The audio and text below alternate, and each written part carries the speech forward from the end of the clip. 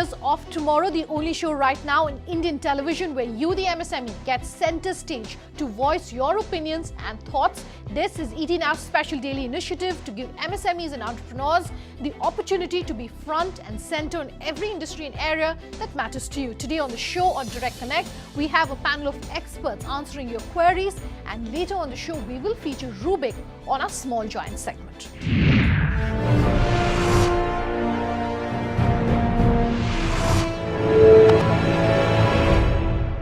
We were very briefly talking about this question in our first episode, in our inaugural episode, talking about how GST is possibly going to change the life for MSMEs. But anything that you want to add for Mr. Shenoy?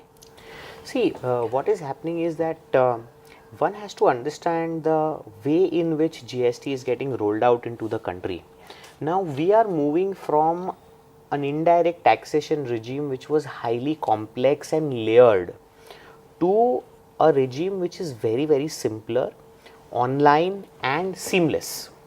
In that event, obviously there will be a legacy of issues, litigations, challenges, both from the SSC side as well as from the government side, where we see that those are like deadlocks or they are standing unresolved.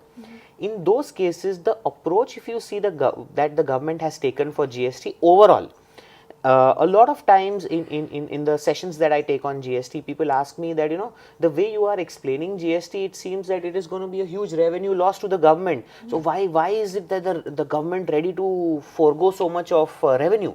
So I said government is now foregoing so much of revenue one time in the interest of harmonizing all the laws in the country, and hence just taking a cue or extending that logic of the government will also come out with simpler dispute settlement mechanism of the past issues, and also government is planning to give credit for all those activities which are there legitimately due on 30th of June, so that the transition to GST becomes very, very smooth.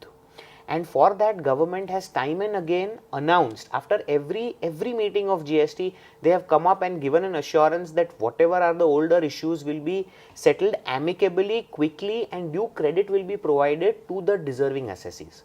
So I think if we approach things with that framework, we should right now focus on getting into GST and getting all the existing and future all our assessments on track, and not worry about the past issues, because past issues government itself feels that it is in its own interest to remove the baggage and then move on and start afresh.